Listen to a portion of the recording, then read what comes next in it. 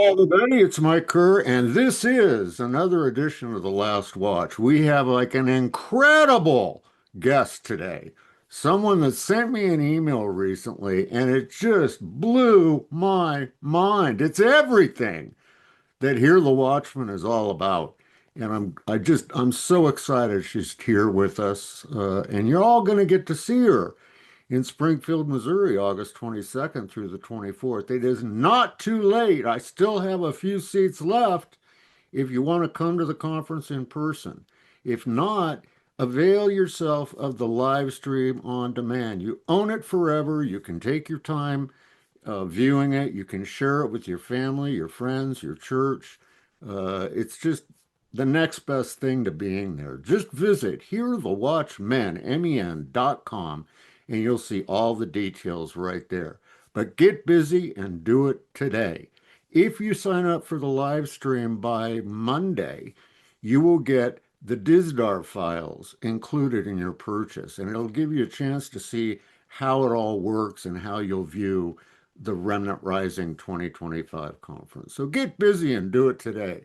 So without further ado, I want to introduce you to Idania. Idania has this crazy story, man. She was in India for like 5 years, somewhere else for a few years overseas, and it's staggering. She came to the Dallas conference.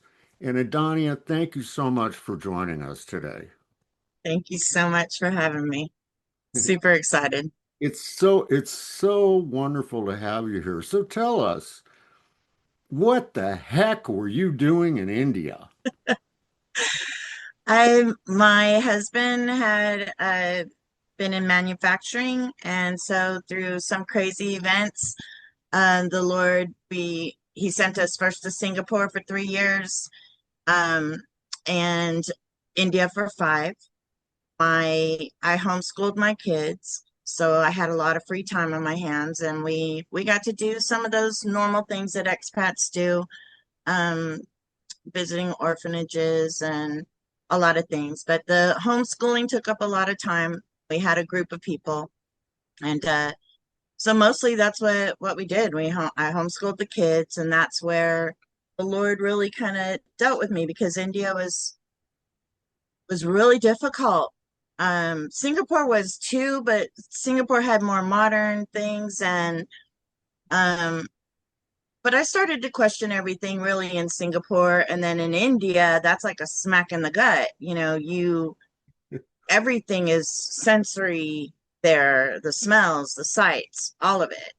Um, but as a Christian girl from the United States, hadn't really been, I was only out of the country one other time before this. I had a lot of questions for God because I thought, did you just forget about these people? What is it here? Who are all these gods? What is all that? I've been told my whole life there's only one, and here they've got about a million. So I had to ask a lot of questions of myself and my faith and why I believed what I believe. And then I didn't really know it at the time, but the Lord was whispering things in my ear. I just didn't know it was really Him. And things like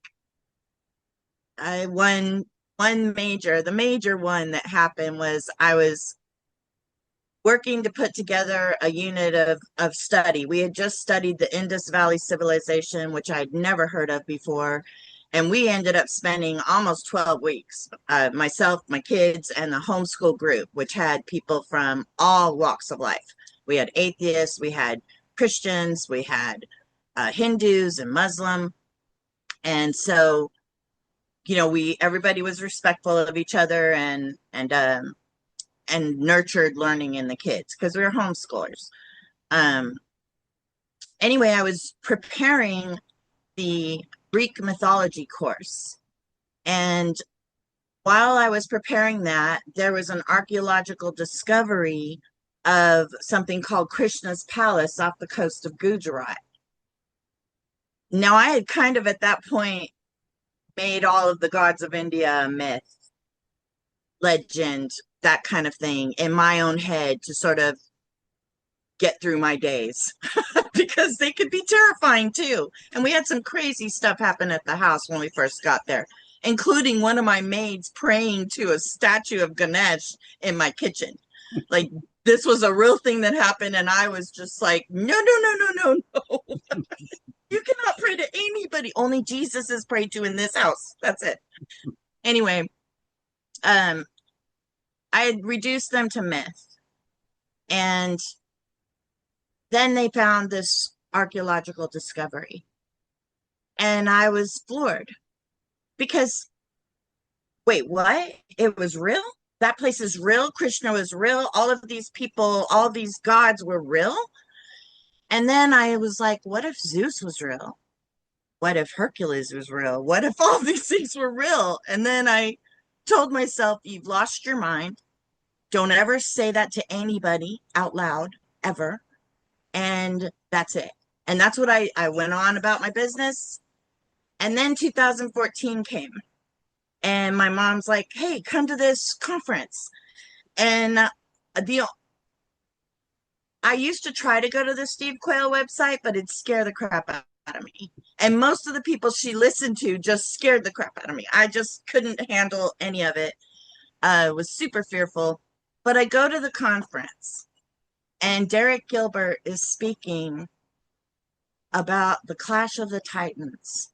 And he starts to say how these things were real. And I about came out of my seat. I could not, I was like, I wasn't crazy. You mean I'm not crazy? How? And then that just kind of led me on this journey of seeking and finding out and listening to everything that I could. But it started there with Russ Dizdar, and man, he was so incredible. And Coach Dobbenmeyer, and I mean, there were so many greats at that one. But Derek Gilbert, I hope someday I get to thank him, because I would have never known if I hadn't listened to his talk that day. It just set a lot of things in action in my life. Well, you'll get to meet Derek Gilbert, and you'll get to thank him here in a couple of weeks. Yes, He's yeah. very approachable. All of our speakers are very approachable. So, you know, you come to the conference. How did you find out about the conference in Dallas? Through my mom. Oh, really? She was wanting to go, but she couldn't go by herself. And so I was like, okay, I'll go with you. I'll go. I'll take one for the team. Little did I know that she was really the catalyst for getting me there. Um, yeah, That's amazing. Our it really was. stories are sort of similar because Yeah. I went to, my wife was kind of like your mom. She was into all this stuff, and back then, this was in 2014, I think, somewhere around there. Steve Quayle did a conference up in Bozeman, Montana, called the Whitestone Remnant, and my wife said she was going. Did I want to go? Well, the way my life was then, I worked in the secular world. I'd come home from work, and one day I came home, and I couldn't get the car in the garage because there was this big solar generator. Back then they were huge, and the Uh, pallet of like canned food and rice and flour and beans and all that. And I walked in the house, and I said to her, I said, what in the heck is all that stuff? And she goes, well, I can't talk right now. I'm listening to the Hagmans. And I was like, that was like an every night thing, and it was like a 3 hour show. right. I said, well, what's for dinner? And she's like, well, we're not having dinner until the Hagman show's over. And I'm like, Yeah. what is going on with this? And so she wanted to go to this conference. And I said to her, I said, I don't want to go. I'm not going with you. I don't want to go listen to those fools. I mean, you're listening to a bunch of nutcases. And I said, but where is it? And she said, it's in Bozeman, Montana. And we lived in California at the time. And I love to fish.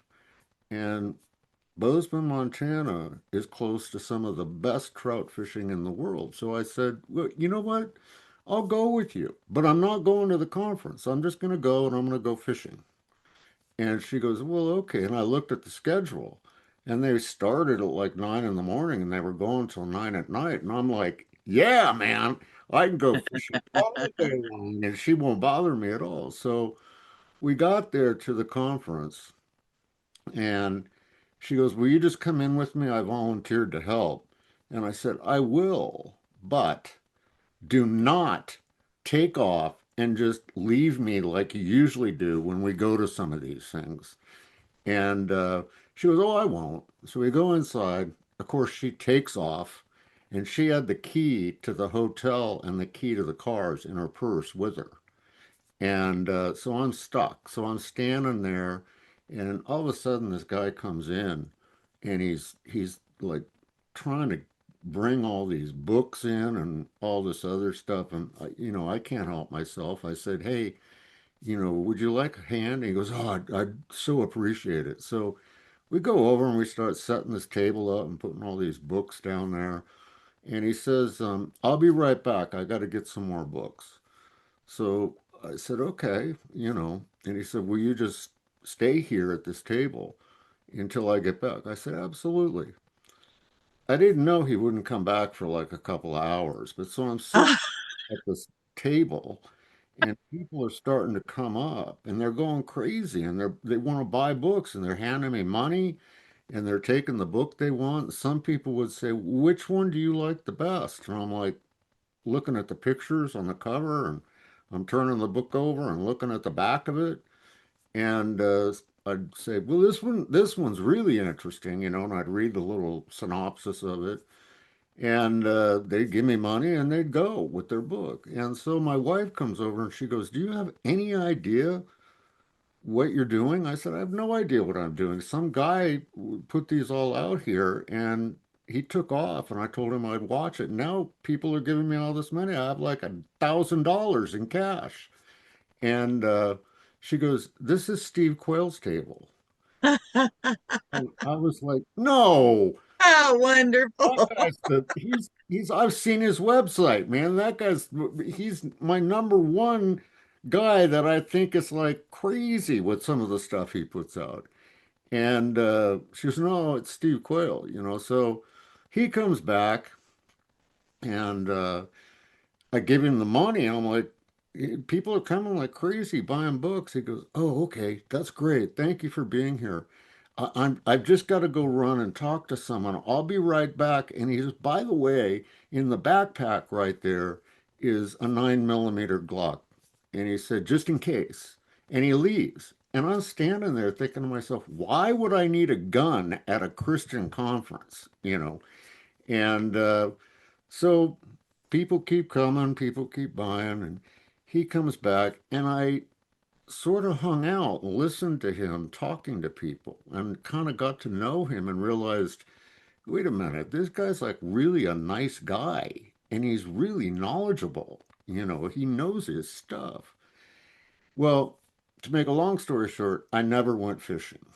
I went to every session, and Coach Dave was there.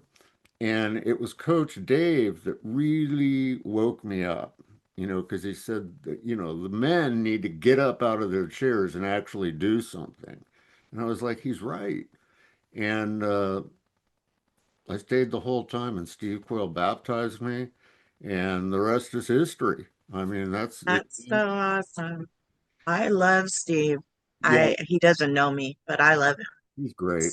He He's really been is. a lifeline for me. Yeah, now, so the conference kind of changed your life, didn't it? It did. Yeah.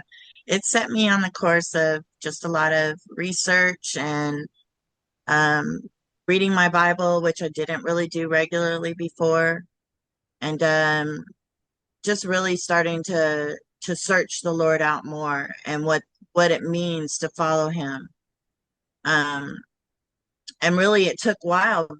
I saw kids and at home, and we, moving back to the States was tough, and it was such a different place than when we left. We left in 2005, came back in 2013.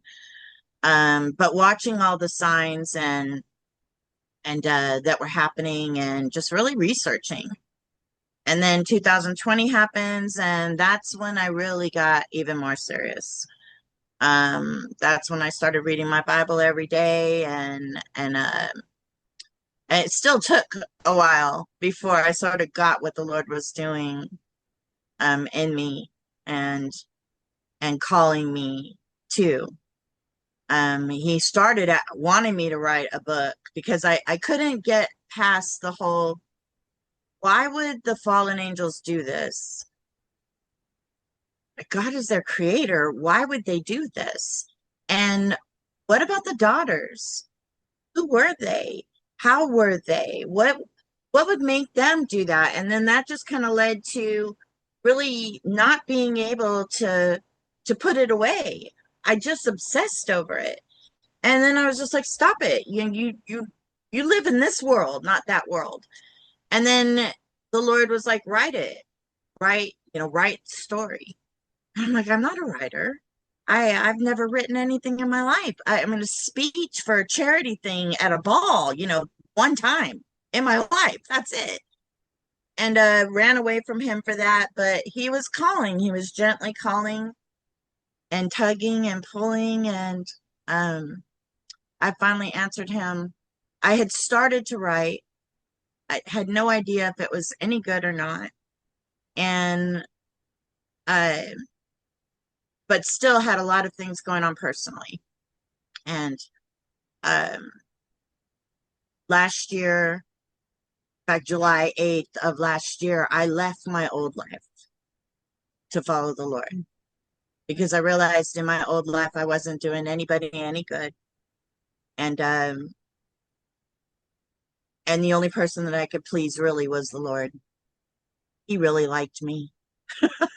And so I left my life to follow him and write this book, to get busy and actually do it, because he wasn't going to let me off. And he began to show me why there's still parts of me that feel very unqualified on this subject matter. I have not done what Derek and Sharon Gilbert have done, Steve Quill, all of these ones, Timothy Alberino. Half the time I can't even understand what he's saying. I have to read it like 5 times before I catch anything. But there is a little nod to him. I use elder siblings in there in the book. That's a nod directly to Timothy Alberino. But I just had to get by myself and let the Lord get me by myself. And then he showed me, because of my perspective, because of the journey I've been on with India, with Singapore, with becoming, or what's the word?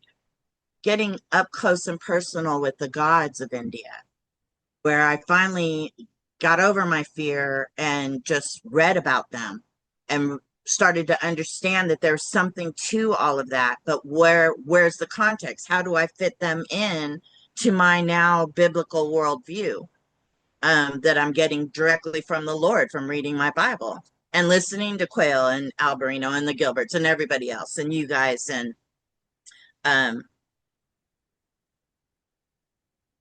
that's what led to the Vows of Men and Angels being born. And in the past year, that's what I've been doing, writing that. I've been all over the place. I spent a lot of time in a pop-up camper that I bought to live in, but the hurricanes in Georgia kept getting me. I had to keep closing down. And Helene, I was in Helene. But the Lord just showed me that I am qualified to write it, because my perspective is unique. I didn't come to this through Bible college or any of those things. I came to this knowledge, and this book was born because the world needs to know what's going on. And everybody has so many questions, and there's so few answers, especially in church, which is where we should be getting these answers. But the Holy Spirit, he he answers differently, He, and he does, and he leads you on these crazy paths. Um, but this book, it's been life changing, and I pray that it blesses people and gives them some answers, or at least because it's a fictional story. It's in fact, my thing is a fictional account of the Genesis 6 conspiracy and why it matters to you today. whoa. Uh, and the Lord helped me write it. It wouldn't have happened without him. I'm not saying it's inspired of, but there's been some crazy things that have happened with it, that things that I started to write and was like, wait a second, Lord, I don't know about all this. And then come to find out later by a YouTube video or something else that somebody else had already said it, that I wasn't as crazy as I thought again, just like I learned in 2014 at your conference. Well, it's funny, Idania, that in 2014 at that conference, there was Uh, a guy that came from the UK. His name is Mark Sutherland. And he came to that conference because he thought he was going crazy.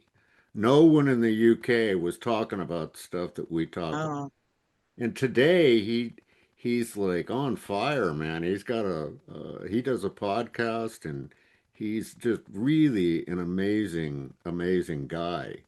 And his oh. journey started at that conference in 2014. And there's stories like yours that go on and on. Now, how do people get your book? They can get it on Amazon. Just type in the Vows of Men and Angels on Amazon, and that's the only place it's available right now. Awesome. Awesome.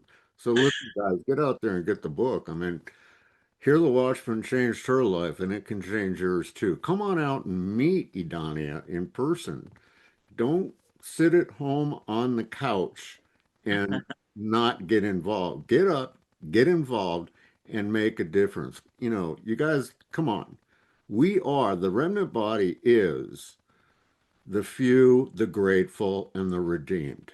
So come on out and be a part of this. Just visit hearthewatchman.com today and get into it. Idania, thank you so much for joining us. And I'm Thank so looking forward to seeing your mom and you and everybody else you're bringing out there. You guys live not too far away you. from. No, not too far. We're so excited. We can't wait. Awesome. Well, And listen, guys, thank you. that's gonna wrap it up today. So we'll see you hopefully out in Springfield. If not, watch us on the on demand. God bless each and every one of you, and we'll see you again here real soon at the last watch. God bless. Whoa there, big fellas. Pull those reins back for a second before you go away. Look at the Remnant Rising 2025 conference in Springfield, Missouri, August 22nd through the 24th is right around the corner. Look at the speakers. Look who's going to be there. Joe Horn, Kenny Seay, Jamie Walden, Derek Gilbert, Kevin Shipp, Donna Howell, Nita Horn, Nathan Reynolds, Mondo de la Vega, oh, and Randy Conway, Sharon Gilbert, Dave Hodges, John Moore, Tracy Tennant, Vicki Joy Anderson, and Stewart Rhodes. You guys can't be missing out on this. I don't know what we got to do to ignite the fire underneath you, but you need to do it. You need to come out because listen, it's like in Gideon said, the 300, they were able to witness God work. He didn't say see him. He said witness. So come on out, join us. August 22nd through the 24th, Springfield, Missouri. Just go to hearthewatchman.com. Check everything out, make your reservations, and use the promo code YouTube20, and you will save $20 off your purchase. So get busy, get out there, make a difference, be a part of the body, rise up, and step in to a whole new level of faith for our Lord Jesus Christ. You guys, thank you so much, and we're going to see you there.